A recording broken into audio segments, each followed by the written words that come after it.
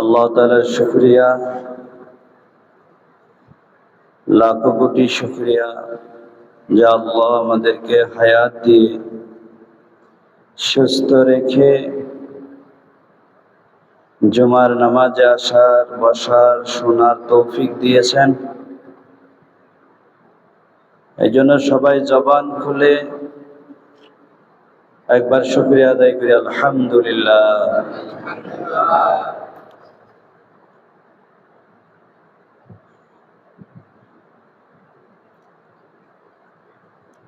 আল্লাহ আসমান, জমিন, পাহাড়, পর্বত,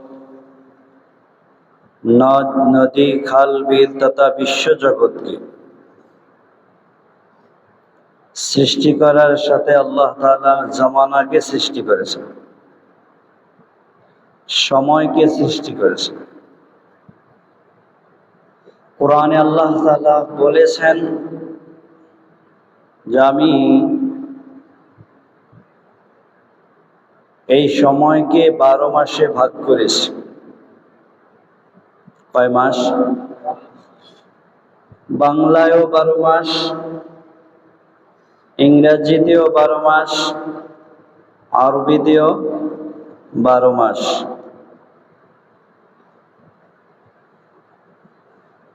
যারা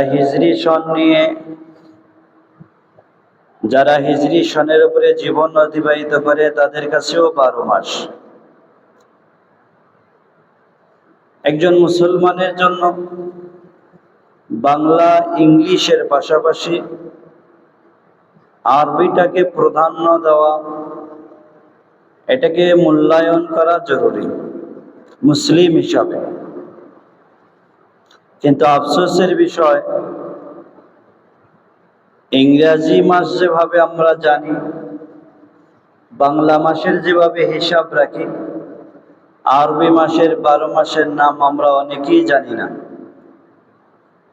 যদি বর্তমান জমানার যুবককে বলা হয় 12 মাসের আরবিতে নাম বলো, তো অধিকাংশ যুবক এ ব্যাপারে না বলবেন, জানি না। হুজুর সাল্লাল্লাহু আলাইহি ওয়াসাল্লাম মক্কা থেকে মদিনায় যখন হিজরত করলেন, ওই সময় থেকে হিজরি সন শুরু হইল। মাস আগেও ছিল। আরবি মাসের সর্বপ্রথম মাস মুহররম, সফর, রবিউল আউয়াল, রবিউস সানি, জুমাদাল উলা, জুমাদাল উখরা, রজব, শাবান, রমাদান, শাওয়াল, জিলকাদা, জিলহজ। এই 12 মাস নিয়ে আল্লাহ তাআলা আরবি বছরকে তৈরি করে দিয়েছেন। সর্বপ্রথম মাস মুহররম। আমরা জিলহজ মাস শেষ করে একটা হিজরি সন শুরু করে আমরা প্রথম নতুন বৎসরের প্রথম সপ্তাহ অতিবাহিত করছি। আজ মুহররমের 5 তারিখ। আজ মুহররমের 5 তারিখ। মুহররম মাস দিয়ে আল্লাহ তাআলা কেন শুরু করলেন? মুহররম মাস ব্যতীত আল্লাহ তাআলা অন্য মাস দিয়েও শুরু করতে পারতেন। বাইরে রাখো, কিনারে। মুহররম মাস শরীয়তের মধ্যে ফজিলত কতটুকু, মুহররম মাসের তাৎপর্য কতটুকু, আমরা এই বিষয়গুলো নিয়ে আলোচনা করব ইনশাআল্লাহ। মুহররম মাসে করণীয় আর বর্জনীয় বাকি। একজন মুসলিম যে কালিমা লা ইলাহা ইল্লাল্লাহ করেছেন, যে আল্লাহ রাব্বুল ইজ্জতকে রব হিসাবে স্বীকার করেন, নবী মুহাম্মদ সাল্লাল্লাহু আলাইহি ওয়াসাল্লামকে শেষ নবী বলে মানেন, এই ব্যক্তি মুহররম মাসে করণীয় বর্জনীয় ব্যাপারে সচেতন থাকা নিঃসন্দেহে জরুরি। ঠিক কিনা? এই মাস জীবনকে একটা পবিত্র করার মাস। আবার এই মাস শরীয়তের বিপক্ষে চলে, জীবনকে কুলুষিত করারও মাস। قد أفلح من زكاها وقد خاب من دساها। যে জীবনকে পরিশুদ্ধ করলো, যে জীবনকে আল্লাহ তাআলার কাছে পবিত্র হিসাবে তুলে ধরলো, সে সফল। আর যে জীবনকে কুলুষিত করলো, যে জীবনকে নাপাক অপবিত্র বানাইল, সেও পৃথিবীর বুকে ক্ষতিগ্রস্ত। এই জন্য মুহররম মাসকে সামনে রেখে রাসূলের দেওয়া শিক্ষা, নবীর রেখে যাওয়া বিধানের উপরে যে এই সময়টুকুকে অতিবাহিত করবে, আল্লাহ তাআলা তার জীবনকে পবিত্র বানাবেন, বলে সুবহানাল্লাহ। আর যে ইহুদি খ্রিস্টানের বিধান, ইহুদি খ্রিস্টানের প্রথা, ইহুদি খ্রিস্টানের চক্রান্তে পড়ে শরীয়ত বিরোধী কাজ করবে, সে নিজকে কুলুষিত করলো, আল্লাহ তাআলা থেকে দূরে ঠেলে দিল। এই জন্য মুহররমকে ঘিরে রাসূল সাল্লাল্লাহু আলাইহি ওয়াসাল্লাম কি করতে বলেছেন, উলামায়ে উম্মত কোন কোন কাজ থেকে বিরত থাকতে বলেছেন, এই বিষয়গুলো নিয়ে আলোচনা করব ইনশাআল্লাহ। মুহররম মাসের যে 30 দিন কিংবা 29 দিন, এই দিনগুলোর মধ্যে সবচেয়ে গুরুত্বপূর্ণ দিন আশুরার দিন। মুহররম মাসের 10 তারিখে মুসলিম বিধান অনুযায়ী এই দিনটাকে বলা হয় আশুরার দিন। কিসের দিন? আশুরা, দশম। আজ যদি 5 তারিখ হয়ে থাকে, শনি, রবি, সোম, মঙ্গল, বুধবার দিন আশুরার দিন। হুজুর সাল্লাল্লাহু আলাইহি ওয়াসাল্লাম যখন নবুয়ত পাননি, এখনো নবুয়তের সিল রাসূলের কাছে আসেনি, এখনো জিবরিল আলাইহিস সালাতু ওয়াস সালামের সাথে সাক্ষাৎ হয়নি, তখনও হুজুর সাল্লাল্লাহু আলাইহি ওয়াসাল্লাম 10ই মুহররম আশুরার দিন রোজা রাখতেন। কি রাখতেন? রোজা পালন করতেন।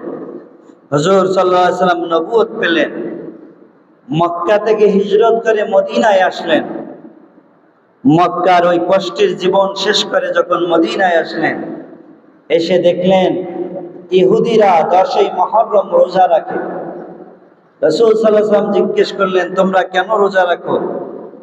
বলে, এই দিন আমাদের নবী সাইয়্যিদনা মুসা আলাইহিস সালাতু ওয়াস সালাম, এই দিন আল্লাহ তাআলা ওই সমুদ্র পথ পাড়ি দিয়ে আল্লাহ তাআলা নিরাপদে পার করে দিয়েছিলেন। আর এই দিন ফিরআউন নামক জালেমকে আল্লাহ ধ্বংস করছিলেন।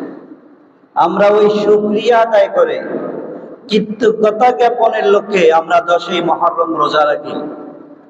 রাসূল সাল্লাল্লাহু আলাইহি ওয়াসাল্লাম বললেন, মুসা আলাইহিস সালাম তোমাদের সাইয়্যিদ, তোমাদের নেতা, তোমাদের নবী।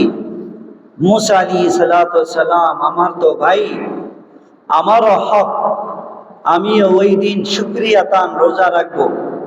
হুজুর সাল্লাল্লাহু আলাইহি ওয়াসাল্লাম রোজা রাখতে শুরু করলেন। আব্দুল্লাহ ইবনে আব্বাস সাহাবাদের থেকে বর্ণনা, যখন মুহররম আসলো, রমাদান আসলো, রাসূল সাল্লাল্লাহু আলাইহি ওয়াসাল্লাম বললেন, দেখো আল্লাহ তাআলা তোমাদের উপর রমজানের রোজা ফরজ করেছেন। তখন আশুরার রোজা উম্মতে মুহাম্মাদিয়ার জন্য সুন্নতে পরিণত হয়ে গেল। এখন শুধু ফরজ রমজানের রোজা, কুতিবা আলাইকুমুস সিয়াম কামা কুতিবা আলাল্লাযীনা মিন ক্বাবলিকুম, আগেও রোজা ফরজ ছিল, এই উম্মতের উপর রোজা ফরজ করা হয়েছে, তবে শুধু রমজানের রোজা। আশুরার রোজা এই উম্মতের জন্য সুন্নত হয়ে থাকলো।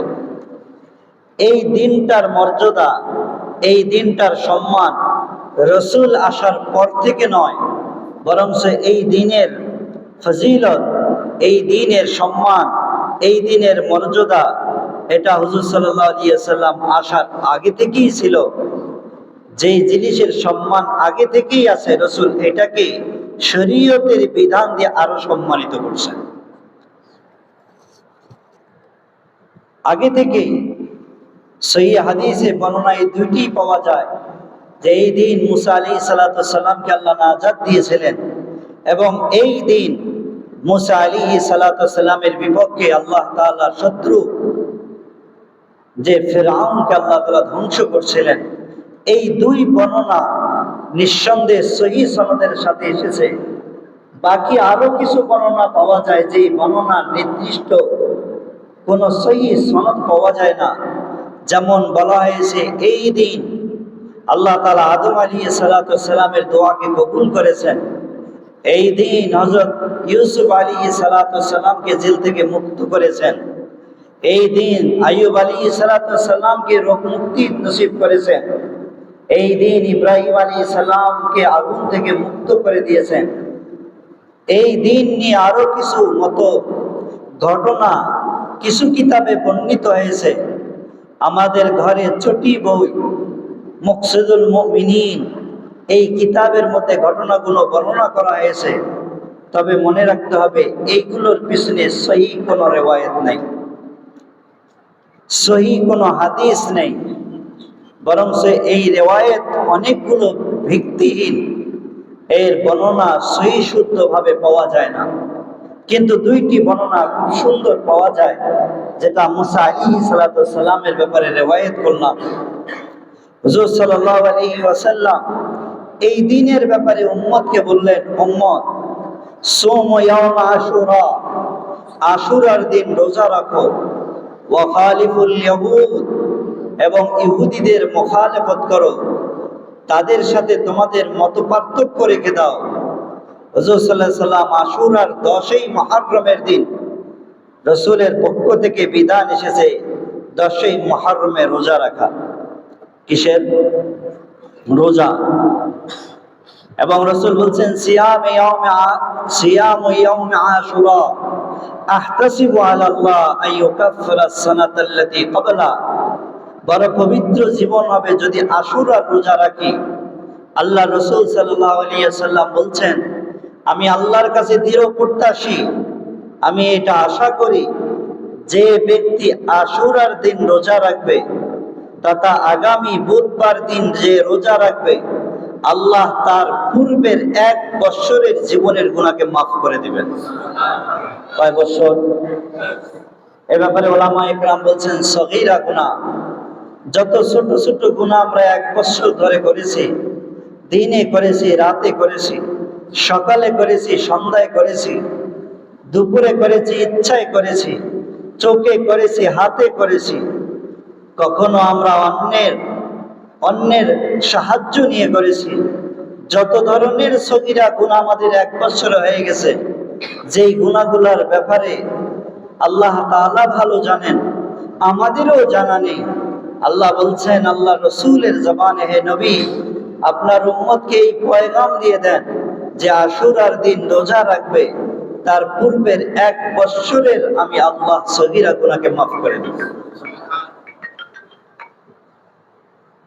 কয় বৎসরের গুনাহ?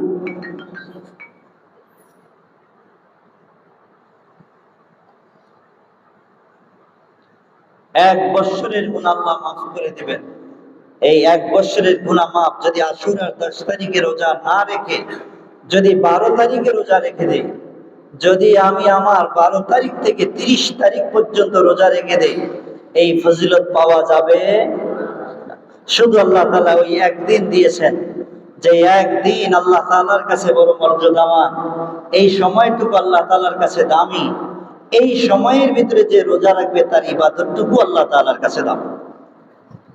এই জন্য আশুরার 10ই মুহররম সকলেই মা বোন যারা আমরা বয়ান শুনছি, বিশেষ করে মা বোনরা রোজা রাখার ব্যাপারে অনেকটাই এগিয়ে, পুরুষরা অনেকটা আমরা খেয়ালিতে চলি।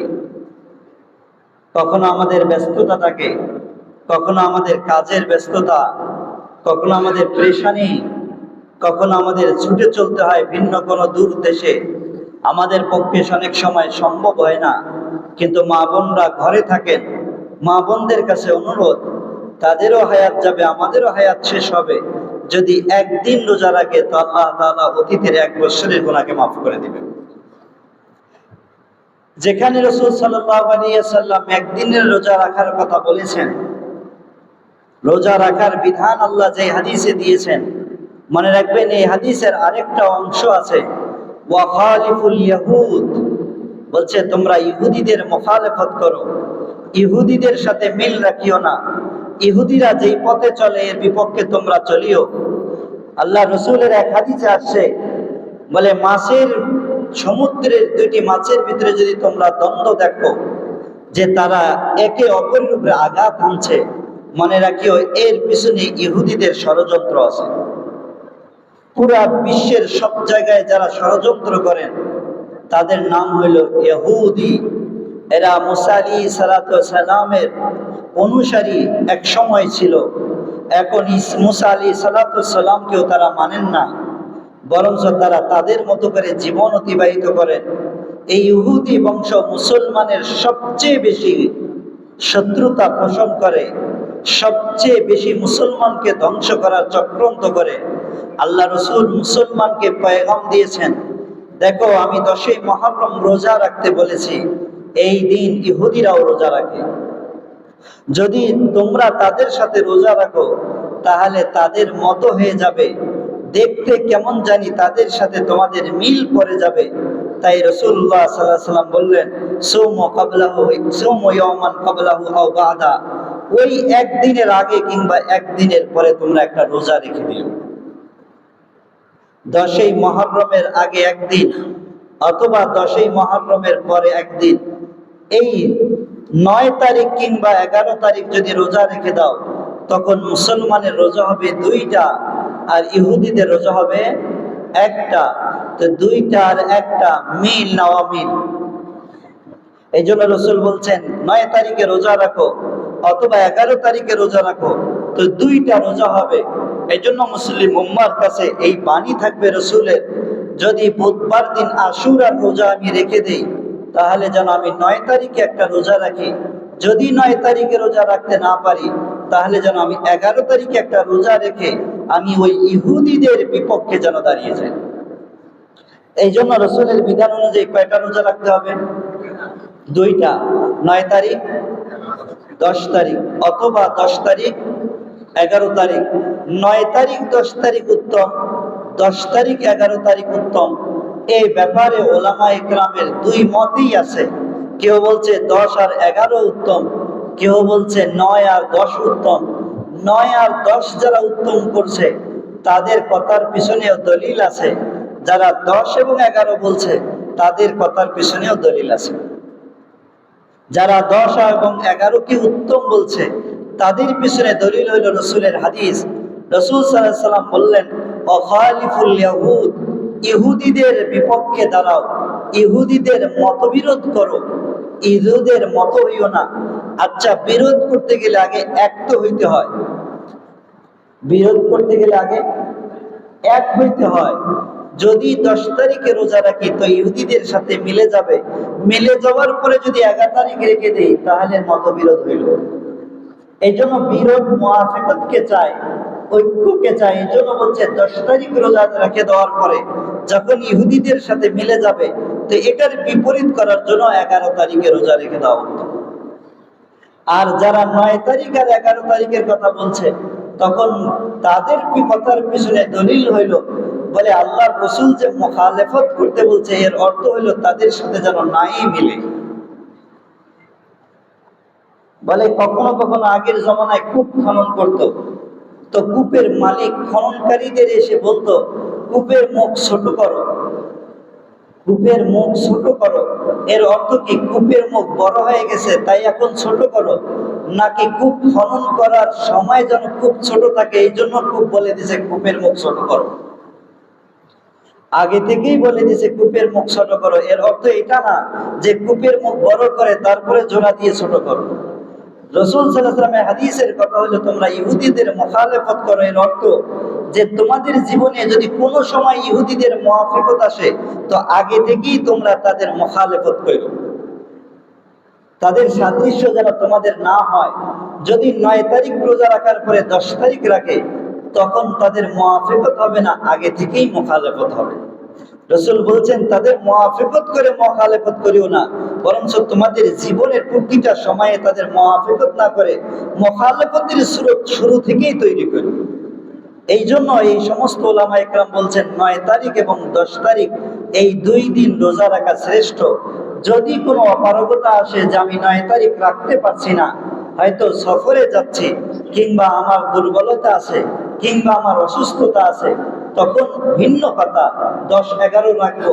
11 তারিখ যদি আমি সফর শুরু করে দেই, তাহলে 9 আর 10 তারিখ আমরা রোজা রাখবো। 2 দিন রোজা রেখে আশুরার দিনের ফজিলত নেব ইনশাআল্লাহ।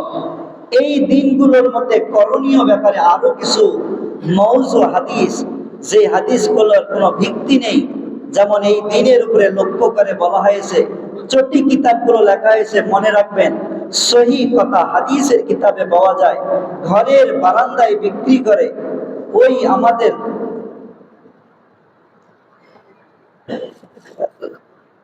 স্টেশনের পাশে বসে ছোট ছোট চটি বই বিক্রি করে, যেগুলো নিজের মত লিখে দিছে, এগুলাকে সহি সনদের হাদিস পাওয়া যায় না।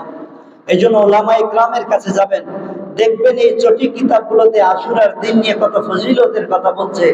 এরকম ওই কিতাবে লেখা আছে যে আশুরার দিন রোজা রাখবে, প্রত্যেক পানির ফোঁটার বিনিময়ে আল্লাহ নেকি দেবে।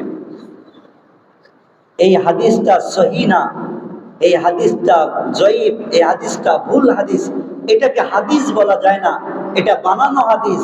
আশুরার দিন রাত্রে রোজা রাখলে, আশুরার রাত্রে গোসল করলে প্রত্যেক ফোঁটায় ফোঁটায় পানি হয়, প্রত্যেক ফোঁটায় ফোঁটায় নেকি হয়, এরকম হাদিস, এরকম বর্ণনা রাসূল সাল্লাল্লাহু আলাইহি সাল্লামের থেকে পাওয়া যায় না সহিহ সনদে। ঠিক এভাবেই বলা হয় যে আশুরার রাত্রে যে রোজা নামাজ আদায় করবে, ও 4 রাকাত নামাজের নিয়াত করে, প্রথম রাকাতে সূরা ফাতিহা এবং সূরা ফাতিহার পরে 50 বার কুল হুয়াল্লাহু আহাদ সূরা, দ্বিতীয় রাকাতে 50 বার, তৃতীয় রাকাতে 50 বার, চতুর্থ রাকাতে 50 বার। যে 50 বার ইখলাসের সাথে 4 রাকাত নামাজ আদায় করবে, বলে তাকে 50,000 নেকি দেওয়া হবে। এই কথাটাও গলত কথা, এগুলো কোন হাদিসে পাওয়া যায় না। বরং হাদিসে শুধু এতটুকু এসেছে, অতীতের 1 বছরের গুনাহ আল্লাহ মাফ করে দিবেন। এই আশুরাকে নিয়ে আরো কিছু ভ্রান্ত মতবাদ, যে ব্যক্তি গরিবকে খানা খাওয়াবে, অসহায়ের মুখে খানা তুলে দেবে, সে যেন সারা বিশ্বের অসহায়ের মুখে খানা তুলে দিল, এরকমও কিছু বর্ণনা পাওয়া যায়। এই বর্ণনার পিছনে কোনো সহি রিওয়ায়াত নেই। এই জন্য এইগুলোকে ফজিলত ধরে, এগুলোর উপরে আমল করে, নেকি তো দূরের কথা, বরঞ্চ শরীয়তে দৃষ্টিতে সে বেদাতি হিসাবে সাব্যস্ত হবে। গোসলের হাদিস, নামাজের হাদিস, খাবারের হাদিস, চোখে সুরমা লাগানোর হাদিস, নতুন পোশাক পরিধান করার হাদিস, এই সকল হাদিস শরীয়তের পক্ষ থেকে আসে নাই। এটা কোনো চাটুকারিতা, কোনো লুবি মৌলবি এইগুলাকে সাজিয়ে উম্মতের সামনে পেশ করছে। এই আশুরাকে নিয়ে পুরা বিশ্বব্যাপী শিয়া সম্প্রদায় কিছু কাজ করে থাকে, যেগুলাকে তাজিয়া বলা হয়। তাজিয়া, এটা তাদের কাজকর্মটা একটা ঘটনাকে লক্ষ্য করে তারা করে থাকেন। সেটা হলো হযরত হুসাইন রাদিয়াল্লাহু তাআলা আনহুর শাহাদাতকে নিয়ে, কারবালার প্রান্তরে হুসাইন রাদিয়াল্লাহু তাআলা আনহু যে শহীদ হয়ে গিয়েছেন, তার দুঃখ, তার বেদনা, তার দরদে, বলে ওই 10ই মুহররম নিজের শরীরের উপরে চাবুক নিক্ষেপ করা, নিজকে রক্তাক্ত করা, মাথার উপরে আঘাত করা, নিজের কাপড়কে ছিঁড়ে ফেলা, এই সবগুলাকে তাজিয়া বলা হয়। এগুলো হুসাইন রাদিয়াল্লাহু তাআলার জমানায় ছিল না, হুসাইনের ইন্তেকালের পরের জমানায় ছিল না। 1000 বছর পরে শিয়া সম্প্রদায়ের কিছু ভ্রান্ত আলেম, বদ আলেম, ওলামায়ে সু এগুলো উম্মতের মধ্যে ডুবাই দিয়েছে।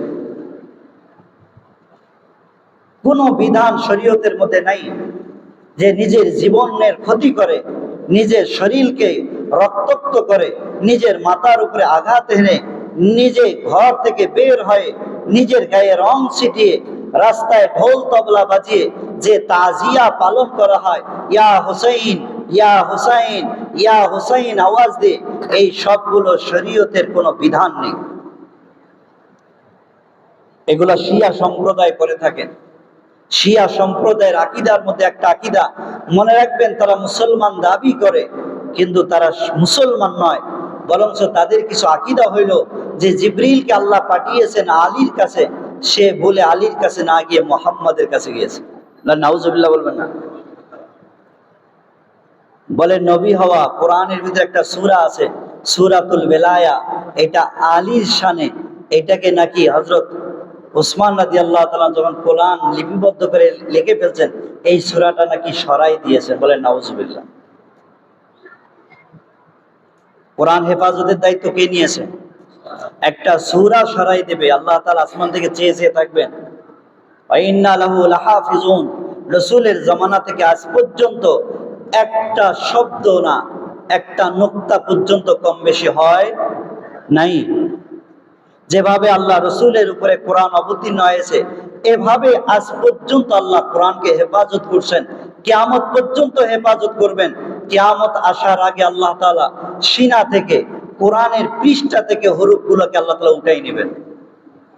সকালবেলা ঘুম থেকে জাগ্রত হয়ে দেখবে কোরআনের মধ্যে হরফ লেখা নাই, ওই দিন মনে করবে আর কিছুদিন পরে কিয়ামত আসবে। কিন্তু কিয়ামত আসার আগে কোরআনের ভিতরে শব্দ বৃদ্ধি করবে, হরফ বৃদ্ধি করবে, নোক্তা বৃদ্ধি করবে, কম বেশি করবে আয়াতের মধ্যে, এর সুযোগ আল্লাহ তাআলা দিবে না। কারণ এর দায়িত্ব নিয়েছেন একমাত্র কে? আল্লাহ। তারা বলে একটা সূরায় নাকি সরাই দিয়েছে, এটা কখনো হয় না। হুজুর সাল্লাল্লাহু আলাইহি ওয়াসাল্লামই নবী, জিবরিল ভুল করে নবীর কাছে এসেছেন, আলীর কাছে আসার ছিল, এই বিশ্বাস যে রাখে সে মুসলমান হইতে পারে? এজন্য শিয়া সম্প্রদায় মুসলমান না, শিয়া সম্প্রদায়কে কাফের ফতোয়া পাকিস্তানিরা বহুত আগে দিয়েছেন।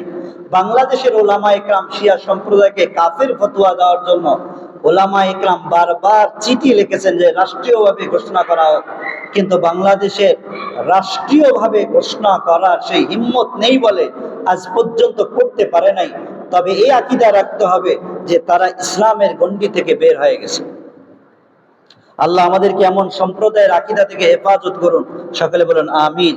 তারা এই 10ই মুহররম যে তাজিয়া পালন করে, নিজের শরীরকে রক্তাক্ত করে, এটার পিছনে হুসাইন রাদিয়াল্লাহু তাআলা আনহুর কারবালার ওই কাহিনী লুকায়িত। হুসাইন রাদিয়াল্লাহু তাআলা আনহু যখন মুআবিয়া রাদিয়াল্লাহু তাআলা আনহু ইন্তেকাল করলেন, মুআবিয়া নিজের সন্তান কে যখন রাষ্ট্র ক্ষমতা দিয়ে দুনিয়া থেকে বিদায় নিলেন, তখন কুফাবাসীরা চিঠি লিখলেন হযরত হুসাইন রাদিয়াল্লাহু তাআলা আনহুর কাছে। ওই ইতিহাসের কিতাবে লেখা 70,000 চিঠি হুসাইনের কাছে এসেছে। সেই চিঠিতে লেখা, হুসাইন, কুফার অবস্থা ভালো না, যদি আপনি কুফাতে আসেন তো আপনার হাতে আমরা বাগেত গ্রহণ করে আমরা আমাদের দেশের পরিস্থিতিকে ভালো করতে চাই। প্রত্যেক জমানায় গাদ্দার আছে, যেই গাদ্দারের কারণে ইসলামের ক্ষতি হয়েছে, ইসলামের মানুষেরা দুনিয়া থেকে বিদায় নিয়েছে। কাফেরের কারণে, ইহুদির কারণে, নসরার কারণে, এদের কারণে মুসলমানের এত বেশি ক্ষতি হয়নি, যত বেশি ক্ষতি মুনাফিক আর গাদ্দারদের কারণে হয়েছে। চিঠি লিখছে হুসাইনের কাছে, এই সব ছিল মুনাফিক আর গাদ্দার। প্রত্যেক জমানায় ইসলামের ক্ষতি করছে, সবচেয়ে বেশি ক্ষতি গাদ্দাররা, মুনাফিকরা। হুসাইন চিঠি দেখে বুঝতে পারলেন আমি যাব। হুসাইন রাদিয়াল্লাহু তাআলা আনহুকে সাহাবা আজমাইন বললেন, আপনি যাইয়েন না, আপনি এখানেই থেকে যান, আপনি মদিনার জমিনে থেকে যান, আপনি কুফায় গিয়ে আপনি স্বস্তির সাথে থাকতে পারবেন না। হুসাইন রাদিয়াল্লাহু তাআলা দরদ ভরা চিঠিগুলা দেখালেন, দেখো তারা আমাকে চায়, আমাকে যেতে দাও। যদি আমি গিয়ে আমার কষ্ট, আমার দুঃখের পরেও যদি তারা ইসলামের সুশীতল বাতাসে এসে যায়, তো আমি হুসাইনের কষ্ট কোনো কষ্ট না। হুসাইন 72 জন কাফেলাকে নিয়ে ওই মদিনার দিকে, কুফার দিকে ছুটলেন। পহেলা মুহররম, দোসরা মুহররম, তিসরা মুহররম, চৌঠা মুহররম, পঞ্চম মুহররম, এই 5 দিন সফর করলেন। 72 জনের কাফেলা, সাথে সাহাবা আজমাইন, রসুলের পরিবারে যাদের শরীরে রসুলের রক্ত জ্বলতো, যাদের শরীরে রসুল সাল্লাল্লাহু আলাইহি সাল্লামের রক্ত ছিল, যারা রসুলের পরিবারস্থ ব্যক্তি, এমন 17 জন, আরেক রওয়ায়াতে 21 জন ছিল এই কাফেলায়। চলতে চলতে যখন কারবালার প্রান্তরে পৌঁছলেন, আল্লাহ কারবালার নামকে কারবালা রেখেছেন, এটাও আল্লাহ তাআলার হিকমত। কারবালা 2টি শব্দ দিয়ে গঠিত, একটা হলো কার্বন আরেকটা হলো বালাউন। এই দুই শব্দকে একত্রিত করলে, আরবি দুই শব্দ একত্রিত করলে হয়ে যায় কারবালা। দুই শব্দ একত্রিত করে অর্থ হলো মুসিবতের উপর মুসিবত। এই ময়দানে মুসিবতের উপর মুসিবত এসেছিল, তাই এই ময়দানের নাম আল্লাহ রেখে দিয়েছিলেন কারবালা। কারবালার প্রান্তরে যখন পৌঁছল, চতুর্দিকে 40,000 ইয়াজিদের বাহিনী বন্দি করে ফেললেন। পানি অফ, পানি বন্ধ, খাবার বন্ধ, চলাফেরার জন্য প্রশস্ত জায়গা বন্ধ। চতুর্দিক থেকে 1000 2000 না, 40,000 বাহিনী ইয়াজিদের ঘেরাও করে রাখলেন। না সামনে যেতে দিলেন, না পিছনে যেতে দিলেন। হযরত হুসাইন রাদিয়াল্লাহু চিঠি লিখলেন ইয়াজিদের কাছে বললেন, ইয়াজিদ তুমি আমার 3টা প্রস্তাবের যে কোনো প্রস্তাবকে মেনে নাও। আমাকে মদিনায় ফিরিয়ে যেতে দাও, নয়তো আমাকে তোমার সাথে সাক্ষাতের সুযোগ করে দাও, নয়তো আমাকে আবার কোন মুসলিম রাষ্ট্রে আমাকে পৌঁছায় দেওয়ার ব্যবস্থা করো। এই চিঠি তার পর্যন্ত পৌঁছলো না, এর আগে ওবাইদুল্লাহ এই চিঠিকে ছিঁড়ে ছিঁড়ে শেষ করলো। বলে তাদের পানি বন্ধ করে দিল, খাবার বন্ধ করে দিল। হুসাইন রাদিয়াল্লাহু 3 প্রস্তাবকে মাটির নিচে দাফন করে যখন 10ই মুহররম আসলো, পিপাসিত অবস্থায়, ক্ষুধার্ত অবস্থায়, সূর্যের তাপ পড়ছিল ওই কারবালার প্রান্তরে, ওই ইয়াজিদের 40,000 বাহিনী বললেন তোমাদের বিপক্ষে যুদ্ধ ঘোষণা করলাম। যুদ্ধ শুরু হয়ে গেল। ওই দিন 10ই মুহররম ছিল, জুমার দিন ছিল। যুদ্ধ করতে করতে করতে করতে হুসাইন রাদিয়াল্লাহু তাআলা আনহুর বিবি, হুসাইন রাদিয়াল্লাহু তাআলা আনহুর মেয়ে, হুজুর আলী রাদিয়াল্লাহু তাআলা আনহুর পরিবারস্থ লোক যত নারী ছিল তাদের হাতে হ্যান্ডকাপ পরাইলো, পায়ে বেড়ি লাগাইলো। এই অবস্থায় যে তারা করুণ পরিস্থিতি ছিল, পেটে পাথর ছিল, হাঁটার মতো ক্ষমতা ছিল না। ছোট্ট বাচ্চারা চোখের পানি ফেলতে শুরু করলো। হযরত হুসাইনের ছোট্ট ছেলে আলী আসগর, ছোট্ট বাচ্চা, দুধের বাচ্চা মায়ের সাথে ছিল। মায়ের বুকে দুধ ছিল না যে বাচ্চা খাবে। চিৎকারে, বাচ্চার চিৎকারে ভারী হয়ে গেল পরিস্থিতি। এই অবস্থায় যখন যুদ্ধ শুরু হয়ে গেল, যুদ্ধ করতে করতে করতে করতে যখন জুমার আজান হয়ে গেল, হুসাইন রাদিয়াল্লাহু তাআলা আনহু বললেন, ও জুহাইর, প্রধান সেনা প্রধান ছিল জুহাইর রাদিয়াল্লাহু তাআলা, বললেন ইয়াজিদকে, শিমারকে বলো। দ্বিতীয় পক্ষের প্রধান সেনা প্রধান ছিল শিমার।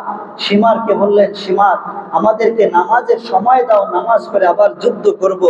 শিমারকে যখন বলা হইল, শিমার বলল, আমরা তোমাদেরকে নামাজের সময় দিব না, তোমরা নামাজে দাঁড়িয়ে যাবে, আমরা তোমাদেরকে হত্যা করব। যখন এই কথা জোহাইরের কানে আসলো, জোহাইর যখন হুসাইনকে বলল, হুসাইন রাদিয়াল্লাহু তাআলা আনহু আসমানের দিকে তাকিয়ে বললেন, ও আরশের মালিক, 72 জন শহীদ হইতে পারে, 72 জনের বিবি বিধবা হইতে পারে, 72 জন বাবা ডাক না শুনতে পারে, হয়তো আর কোনোদিন 72 জন মায়ের কোলে ফিরবে না, 72 জন হয়তো বা সন্তানকে কোলে নেবে না, 72 জন সূর্যের কিরণও দেখবে না, চন্দ্রের আভাও শরীরে লাগবে না। আজকে জীবন শেষ করে দিলাম, তবুও নামাজ ছাড়বো না। বলে ওই 72 জনের 36 জন নামাজের কাতারে দাঁড়িয়ে গেল, আর 36 জন যুদ্ধ করলো। আবার 36 জন নামাজের কাতারে দাঁড়িয়ে গেল, আর 36 জন যুদ্ধ করলো। এভাবে যুদ্ধের ময়দানে নামাজ শেষ করে আসরের আগে সবাই শহীদ হয়ে গেল। হুসাইন রাদিয়াল্লাহু তাআলা যখন দেখলেন বিবির হাতে হ্যান্ডকাপ, যেমন মরা গরুকে টানে, ঠিক বিবিকে এভাবে টেনে হিঁচড়ে নিয়ে যায়, বাচ্চাকে টেনে হিঁচড়ে নিয়ে যায়। হযরত হুসাইনের বড় বেটা এসে বললেন, আব্বা আমাকে একটু পানি দেন, পানি খাবো।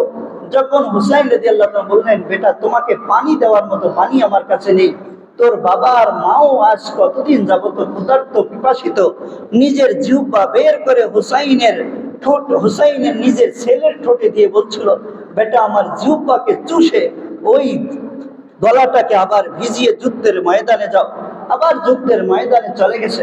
হুসাইন যখন ইন্তেকাল করছে, যখন লাশ পড়ে গেছে, হুসাইনের শরীরে 70-এর উপরে তীরের আঘাত, আর ওই ইয়াজিদের বাহিনী এসে হুসাইনের গলাটাকে কেটে ওই ইয়াজিদের সামনে নিয়ে গেছে।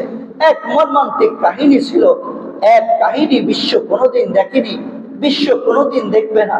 হুসাইনের এই কষ্টকে সামনে রেখে ওই শিয়া বাহিনী, বর্তমান শিয়া সমাজ তাজিয়া পালন করে, কিন্তু এটা শরীয়তে রাসূল সাল্লাল্লাহু আলাইহি ওয়াসাল্লাম নিষেধ ছিল। হুসাইন রাদিয়াল্লাহু তাআলা ইসলামের জন্য জীবন দিয়েছে, ইসলামের জন্য সন্তান কোরবানি করছে, ইসলামের জন্য নিজের সন্তানের চেহারাকে রক্তাক্ত দেখছে, ইসলামের জন্য দুই হাতে হ্যান্ডকাপ পরিয়েছে, উম্মতকে শিক্ষা দিয়েছিল। দেখো, দ্বীনের জন্য, ইসলামের জন্য যেই হুসাইনের ঠোঁটে রসুলের ঠোঁট লাগলো, যে হুসাইনের পেটে পাথর উঠলো, যে হুসাইনের শরীর থেকে রক্ত ঝরলো, যে হুসাইনের কারবালার প্রান্তরে নামাজকে দায়েম আর কায়েম রাখলো, ওই হুসাইন যদি আল্লাহকে পাওয়ার জন্য এই মেহনত করে, এই জীবন ত্যাগ করে, তোমরাও আল্লাহকে পাওয়ার জন্য মেহনত করো, আমার নবীর তরিকায় মেহনত করো। নবী করিম সাল্লাল্লাহু আলাইহি সাল্লামের জবানে এসেছে, লাইসা মিন্না মান শাক্কাল জিউবা। দেখো, হুসাইনের মর্মান্তিক কাহিনীকে সামনে রেখে যে ওই যে কাপড়কে ছিঁড়ে ফেলে, লাতামাল ফুদুদা, যে গালের উপরে আঘাত করে, যে নিজের শরীরকে রক্তাক্ত করে, সে হুসাইনের পিছনে জান্নাত যাওয়া তো দূরের কথা, সে আমার উম্মতেরই অন্তর্ভুক্ত না, উম্মতেরই অন্তর্ভুক্ত না। নিঃসন্দেহে হুসাইনের ওই সময় বড় মর্মান্তিক কাহিনী ছিল। এই কাহিনীর মানে এই কথা না যে শরীয়তের বিপক্ষে, শরীয়তের বিপরীত, শরীয়তের গণ্ডি থেকে বের হয়ে এসে তার মাতম করা। রাসূল সাল্লাল্লাহু আলাইহি সাল্লামের বিধানে হইল, কোন ব্যক্তি মারা গেলে 3 দিন মাতম করা যায়, 3 দিনের অতিরিক্ত সময় মাতম করা জায়েজ নেই, শোক প্রকাশ করা জায়েজ নেই। শুধুমাত্র স্বামী ইন্তেকাল করলে স্ত্রী 4 মাস 10 দিন শোক পালন করবে। এছাড়া বাবা মারা গেলে সন্তান, মা মারা গেলে সন্তান, বিবি মারা গেলে স্বামী, ছেলে মারা গেলে বাবা, ভাই মারা গেলে বোন, বোন মারা গেলে ভাই, 3 দিনের অধিক মাতম করা শরীয়তের বিধানে নাজায়েজ। শুধু 3 দিন মাতম করতে পারবে।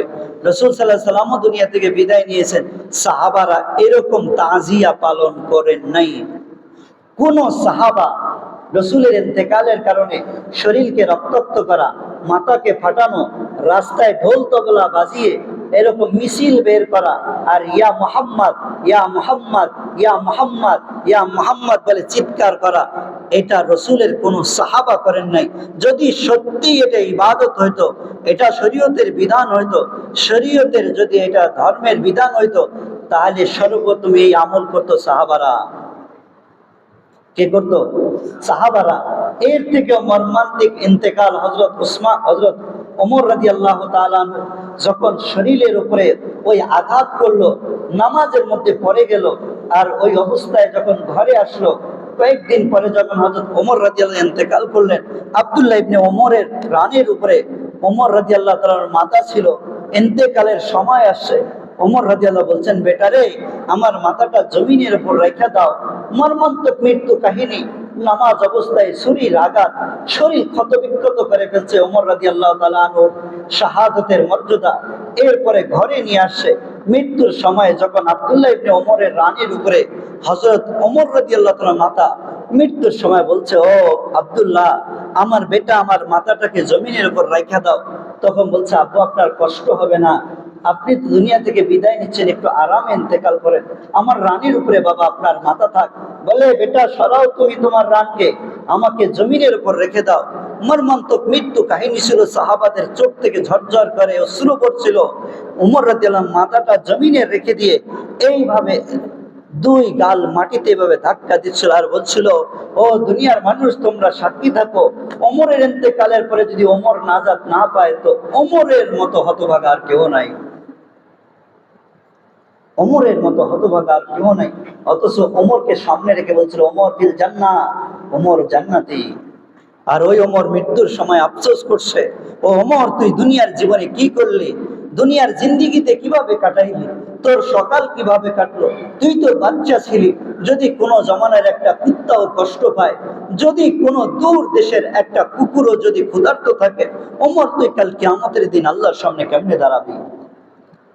ওমরের মৃত্যু মর্মান্তিক ছিল। কোন সাহাবা ওমরের তাজিয়া পালন করে নাই, শরীরকে রক্তাক্ত করে নাই, মাথার থেকে রক্ত ঝরায় নাই। এটা শিয়া সম্প্রদায় শুধু করে থাকে, বেশি মহব্বত চোরের লক্ষণ। মনে রাখবেন, যারা এই তাজিয়া পালন করে, ওই হুসাইনকে সামনে রেখে এই সমস্ত বেদআত কাজ চালু করছে, এরাই হযরত হুসাইনের শহীদ করার পিছনে কারণ ছিল। এরাই হুসাইনের বিপক্ষে অস্ত্র নিয়েছিল, এরাই হুসাইনকে হত্যা করার জন্য তৈরি ছিল।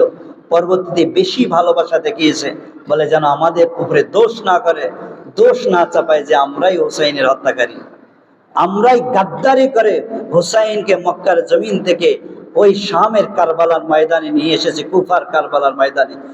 এই অপবাদ ঢাকার জন্য তারা বেশি ভক্তি দেখে আজকে রাস্তায় নেমে মিছিল করে। আর এক সম্প্রদায় আছে খুশি উদযাপন করে, ঢোল তবলা বাজিয়ে খুশি উদযাপন করে। এগুলো শরীয়তের মধ্যে কোনো বিধান নেই। শরীয়ত আশুরা নিয়ে আমাদেরকে যে পয়গাম দিয়েছেন, আশুরার দিন রোজা রাখা, আশুরার আগের দিন অথবা পরের দিন রোজা রেখে ইহুদিদের মুখালেফত করা, বেশি বেশি ইস্তেগফার করা, আল্লাহর কাছে মাফ চাওয়া, আর বলা আস্তাগফিরুল্লাহ রাব্বি মিন কুল্লি যামবি ওয়া আতুবু ইলাইক। এই আশুরা মুহররম মাস দিয়ে আমাদের আরবি হিজরি শুরু করে আমাদেরকে পয়গাম দিয়েছেন যে রক্তের বিনিময়ে আল্লাহকে পাওয়া যায়, কষ্টের বিনিময়ে আল্লাহর আপন হওয়া যায়। হুসাইন যেরকম কষ্টের বিনিময়ে আল্লাহর আপন হয়েছে, বলে হে নবীর উম্মত, তোমরাও হুসাইন থেকে শিক্ষা নিয়ে আল্লাহর জন্য নিজের জীবনটাকে তৈরি করে, হোক না সে রক্তের বিনিময়ে, হোক না চোখের বিনিময়ে, হোক না পেটের ক্ষুধার বিনিময়ে, হোক না যেভাবেই হোক না কেন, হুসাইন যেমন আল্লাহকে রাজি করছে, তোমরাও আল্লাহকে রাজি করার একটা প্রতিজ্ঞা নিয়ে এই বছরটাকে শুরু করো। আমারও আপনাদের কাছে একটা আশা থাকবে, আমরা সকলেই নিয়াত করি, হুসাইন থেকে শিক্ষা নিয়ে আমরাও আজকে পণ করি, প্রতিজ্ঞা করি যে আমাদের এই হিজরি সনটাকে কষ্টের বিনিময়ে হলেও, দুঃখের বিনিময়ে হলেও, যন্ত্রণার বিনিময়ে হলেও, পেটে পাথর উঠালেও, শরীর থেকে রক্ত ঝরালেও, আল্লাহর হুকুমগুলাকে মেনে এই বছরটা দিয়ে আল্লাহ তাআলার আপন হওয়ার চেষ্টা করব ইনশাআল্লাহ। কোনো অনৈতিক কোনো কাজ, ইসলামে সাপোর্ট করে না এমন কাজ আমরা করব না ইনশাআল্লাহ। হুসাইন যে যুদ্ধের ময়দানে যুদ্ধরত অবস্থায় শরীর ক্ষতবিক্ষত, রক্তাক্ত, 70টা বেশি তীরের আঘাত নিয়ে যদি নামাজে দাঁড়িয়ে পারে, আমরাও একটা প্রতিজ্ঞা করি ইনশাআল্লাহ যে আমরা আমাদের এই বছরটাতে আমরা সুখে থাকি, দুঃখে থাকি, আমরা কম্বল গায়ে দিয়ে থাকি, শীতকালে যাই থাকি না কেন, আমরা ফজরের নামাজ থেকে নিয়ে প্রতি 5 ওয়াক্ত নামাজ, সপ্তাহ, মাস, 12 মাস আমরা এই 5 ওয়াক্ত নামাজ আদায় করবো ইনশাআল্লাহ। আমাদেরকে এই প্রতিজ্ঞা পূরণ করা তৌফিক দান করুন। ওয়া আখিরু দাওয়ানা আনিল হামদুলিল্লাহি রাব্বিল আলামিন।